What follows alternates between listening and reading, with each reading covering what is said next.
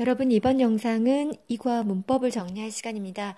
여러분, 이과에서는 가주어, 이과, 진주어, 투부정사, 그리고 현재 완료 진행에 대해서 배웠죠. 여러분, 가주어 it이라고 하는 건 투부정사를 대신하는 가주어 it. 여러분, 투부정사가 문장 주어에 이렇게 길게 나왔을 경우에 오늘 프로젝트를 끝마치는 것은 이라고 하는 이 투부정사가 문장 주어로 길게 나왔죠.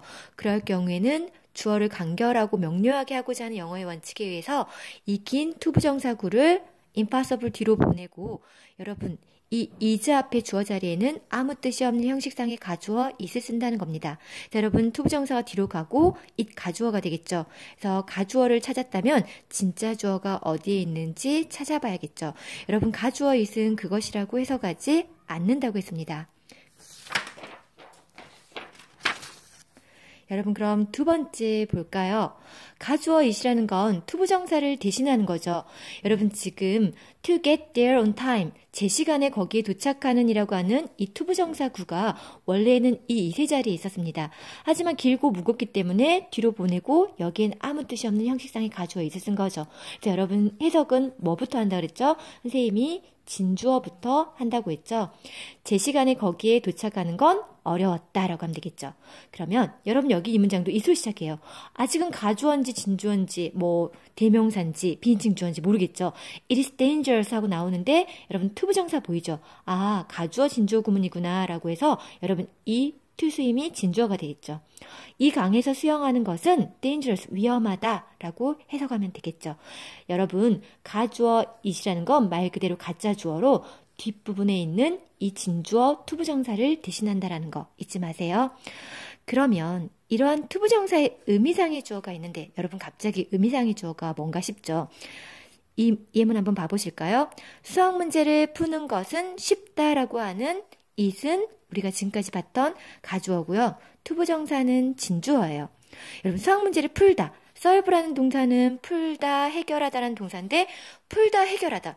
누군가가 풀고 해결하겠죠. 여러분 동사는 이 동사를 하는 주체, 주어가 있겠죠. 그런데 이 문장에서는 수학 문제를 푸는 건 쉽다라고 한 이 문장에서는 그 수학 문제가 누구에게나 풀기 쉽다라는 말이 돼요. 하지만 어떠한 특정 인물이 이 수학 문제를 푸는 걸 쉽다라고 한다면 그때는 투부정사의 의미상의 주어를 표현해줘야겠죠. 의미, 말 그대로 이 풀다 해결하다의 그 의미의 주체를 여러분 표현해줘야 돼요. 그러면 줄리에게는 수학 문제를 푸는 건 쉽다라고 할 때 이 수학 문제를 푸는 게 쉬운 사람은 줄리에가 되겠죠. 그러면 투부정사 바로 앞에 포 목적격으로 적는다라는 거. 그래서 투부정사의 의미상의 주어가 바로 앞에 오는 포목적격이 이 투부정사의 의미상의 주어가 된다는 걸 알 수 있습니다. 다시 해석하면 줄리에가 그 수학 문제를 푸는 것은 쉽다라고 해석해주면 좋겠죠.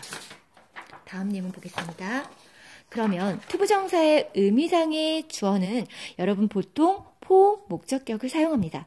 여러분 이 예문 볼까요? 일찍 일어나는 것은 쉽지 않다. 여러분 당연히 it이 가주어가 되겠죠. 그럼 진짜 주어는 일어나다라고 하는 게 진주어가 돼요. 그런데 이렇게만 적은다면 일찍 일어나는 건 쉽지 않다. 누구에게나 일찍 일어나는 게 쉽지 않다란 말이 되겠죠.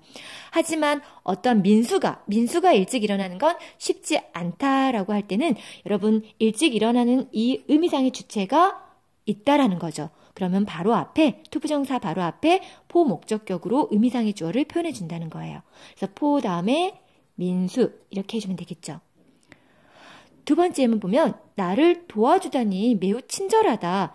여러분 누군가가 나를 도와줬겠죠. 이 help, 돕다라는 의미상의 주어를 표현해주고 싶을 때 그녀가 나를 도와줬어요. 그러면 이 그녀를 표현해줘야겠죠. 그녀를 표현해준 방법은 투부정사 바로 앞에 선생님이 포 목적격을 쓴다 그랬죠. 근데 이 경우는 다릅니다. 여러분 kind가 어때요? kind는 사람의 성격이나 성질을 나타내는 형용사가 되겠죠. 여러분 뭐 foolish, 어리석다, stupid, 멍청하다, 뭐 smart, smart하다 이렇게 사람의 성격이나 성질을 나타내는 형용사가 올 경우에는 어떤 걸 적어준다는 거죠?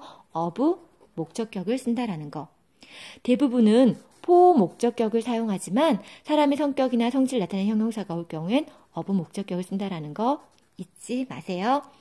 두 번째, 현재 완료 진행으로 갈게요. 여러분, 현재 완료 진행은 어떠한 일이 시작된 거, 과거의 동작이나 상태가 시작된 시점은 과거죠. 과거에 일이 시작된 건